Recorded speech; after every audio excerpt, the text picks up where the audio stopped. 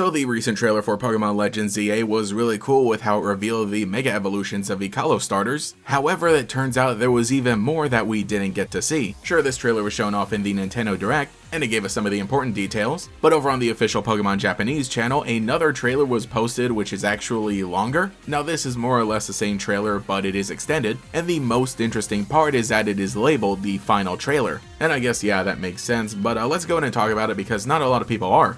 So it begins with an extended look at the protagonist arriving in Lumiose City aboard a train. We see some of the wilderness outside of Lumiose City, and sure, this is only like a little cutscene, but that is still really appreciated given the fact that most of these stories are going to take place inside only the city. And yeah, I gotta say, it just continues to look great in 60 FPS. But yeah, really interesting just how much there is shown, like just small little details of them arriving on the train platform, which we can guess this is all going to be part of the introduction to the actual game, and especially as they actually step inside the city and see some Fletchling and a Talonflame. All of this mirroring the introduction and the ending of the original X and Y, which obviously had the Fletchling to show off the new 3D graphics. Then comes a little bit that we saw in the English trailer, though I do still find it interesting that it appears we'll be interacting with the starter Pokemon as soon as we enter the city, kinda similar to how we got a look at us interacting with some of the starter Pokemon in previous games. Like overall there's more of a feeling of like this being a destined meeting rather than these just being Pokemon that you choose one of, so I wonder how exactly that's gonna work. Maybe they just escape from the professor or whoever's holding on to them, and they just so happen to run into you. Or they could just be a regular group of Pokemon friends running around the city because that is how Lumiose is now.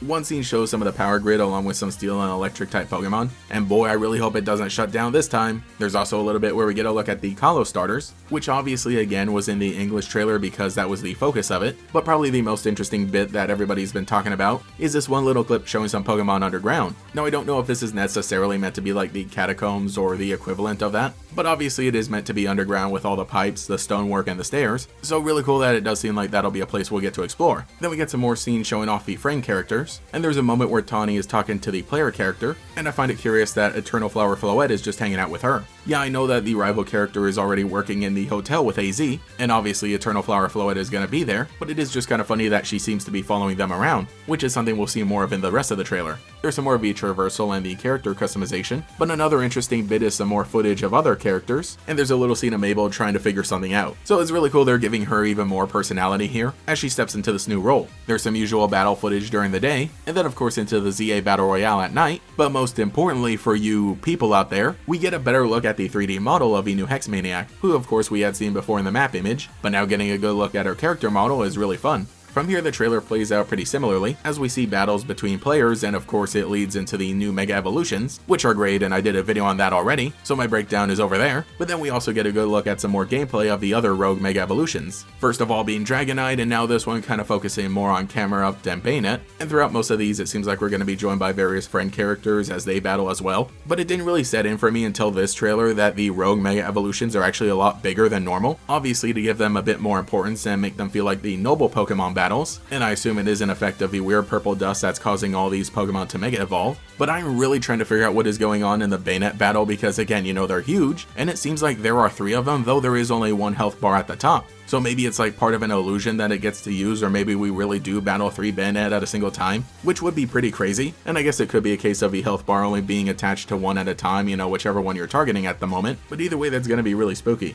The battles continue and then we see some more footage throughout the city, and Totodile is there as always ready to chomp down. There is this one shot with a trainer and 6 Pokemon, but I find it very interesting that 4 of these 6 Pokemon have a Mega Evolution, 3 from the previous games and then 1 from the new release. Maybe this is like really crackpot theory, but imagine if Dragalge and Dedenne get Mega Evolutions as well. There is this one clip showing a battle inside a building, and this appears to be one of the restaurants in Lumiose City, which were one of my favorite things to do in the post-game originally in X and Y, so it is really cool to see that they'll be returning, though of course the system will be a little different. For a moment it does appear to be a double battle, however when Abomasnow uses an attack it seems to hit all 3 of the other Pokemon, and also when you notice that Trevenant, Gourgeist, and Chandelure are all ghost Pokemon, they do fit a theme that could belong to another trainer. So maybe the battle gauntlets we'll be going through in the restaurants will be similar to that. Like imagine low-level restaurants being a 1-on-1 battle, mid-level restaurants being a 1-on-2, and then the highest being a 1-on-3. Either way I think that's going to be really fun, and I'm glad restaurants are returning. We get this ominous shot of all the main characters seeing some of that purple dust surrounding the Prism Tower, which I think maybe could be part of like the climax of the story, so very crazy that they're showing it here, or it could be something near the beginning. The point is that the dust always heralds a rogue Mega Evolution, so if there's one in the very middle of the city at Prism Tower, that's gonna be crazy, or you know, really big. We'll have to see where it goes from there, but I'm really excited to see these story shots in context. This other really interesting shot shows a split screen of two different logos, which obviously I took a look at and are clearly not part of Quasartica or the Rust Syndicate, so they're two more organizations that we're probably going to encounter, which again goes with my theory of there being maybe not necessarily just different syndicates, but just different groups of people that will have to fight in order to progress and will have their own like type specialist. One of these looks very traditional and the other looks almost graffiti-like. Then we get a sizzle reel of all the Mega Evolutions. There's even like one extra shot of each of the brand new ones. And then finally even more story bits. Again, a better shot of the prison tower being covered in the dust, one of Eternal Flower Floette blasting Light of Ruin at something,